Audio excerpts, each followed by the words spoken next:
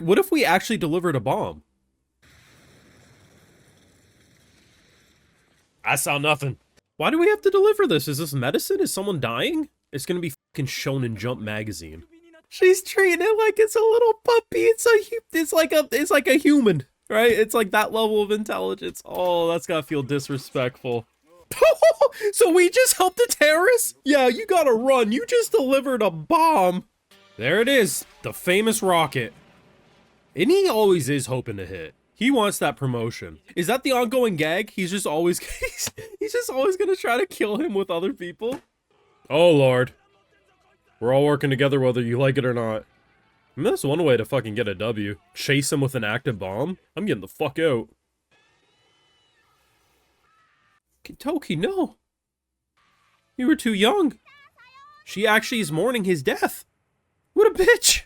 So I'm now up to episode 5 of Gintama, and I honestly think this little gag at the end of episode 5 after the credits, seeing a kind of what if, I guess, of Gintoki teaching his students, and the students are all the characters we know up to this point, and having Best Girl flash her wiener. I think that really represents everything that I've come to expect from the show at this point in time. But I gotta be real, of all the things that could have happened, becoming terrorists by episode 5, so, and it's funny too, right? Because if you think about it from the fact that 3, 4, and 5 are like, you know, when the manga starts. So within like the first probably, what, 10 chapters of the manga, probably even less than that, they became terrorists. You get properly introduced to both of them, which was fantastic, only for them to become terrorists. This is such a deeply unserious show, and I know it does get deeply serious. But as it stands, it's such a deeply unserious show, and honestly, I think this just represents the energy. It's flashing your wiener and unexpectedly being involved in terrorist bombings. And I'm fucking here for it. So with episode 3, you get properly introduced to Shinpachi, right? So I said it with my video I did last week. I think episode 1 and 2 is the perfect intro. I think it properly shows you a large amount of Gintama in a very easy to digest package. I think it got me hooked more than I would have if I would have started with 3 onwards. Now, I do think 3 onwards is good, but it's just very fun seeing what the cast was going to look like in the future at a later point in the runtime of the arcs. Where with this, you know, I was very confident Shinpachi was going to be my favorite character, and I still think he'll probably be within my top 5 to top 10 when it's all said and done. But even though I'm a huge sucker for the straight man persona, the one who says it like it is, everyone's taking shit seriously or not taking, you know, the gravity of the situation, and they're like, bruh, the fuck?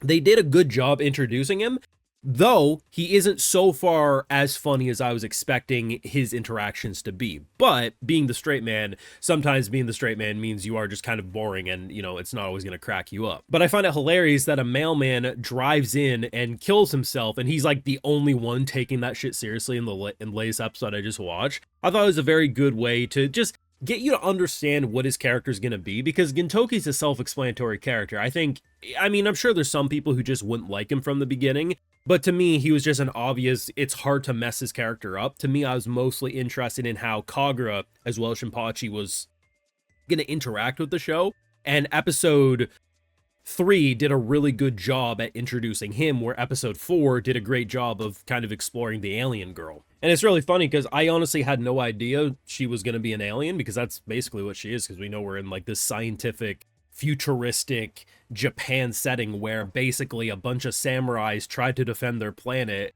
and big ass laser guns came in and said nah. So it's like, okay, I guess we now have a new daddy. And it's really fun seeing her because obviously she has some characteristics I'm familiar with. She has that overly hunger appetite. I mean, I think her and Luffy would have gotten along very, very well.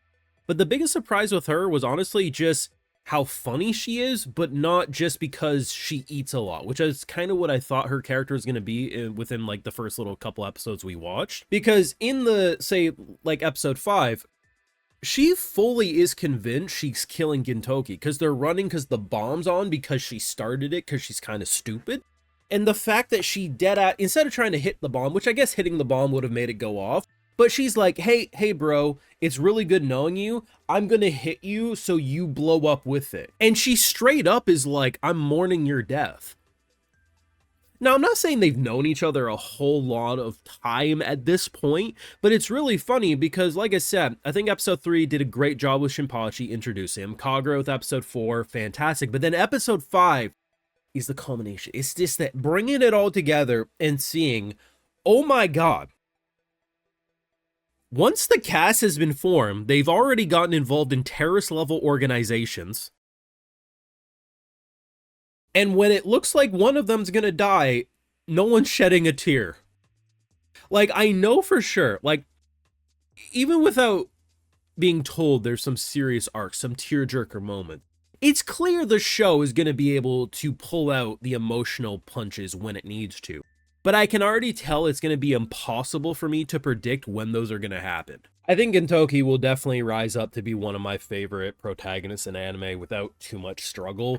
He's hilarious, and I love the fact that, especially in, I think it was episode 4, his entire fucking day was trying to find a single copy of Shonen Jump magazine, as everyone else was, like, running for their life, and I thought that was just the funniest shit known to man. I like this show a lot. I like this show a hell of a fucking lot. I also forgot to mention this. I've also really been enjoying how visually the show looks. Like, yes, it is an older series, and I think if you go back and watch early One Piece, early Naruto, whatever, there's obviously moments that still hold up very well, but it does feel dated. But I honestly think it looks good. It moves well. The production's still solid. Like, sure, it's not as crisp as, you know, trailers floating around for the new Gintama movie are looking, right? But it looks good. Like, I don't feel like I'm watching something that feels dated. It feels perfect. I don't know. Maybe I'm easier to please these days than if maybe I would have watched it 10 years ago. I don't know. I don't feel myself having the same, yeah, it looks good, but you can tell it's a product of its time. It's like, no, these early episodes, I don't know, man. I'm just sad I didn't have these fucking on my TV growing up when I was young. I would have loved to grow up with this. Watch some Yu-Gi-Oh! And then watch some old Gintama. That would have been wonderful, wouldn't it? I don't know if I'll keep doing many videos on YouTube. I am planning on watching about 3 episodes on average a week on Patreon. But if I do feel like there's a demand, there's a nice audience, which there might be. Did a poll. The other video did well.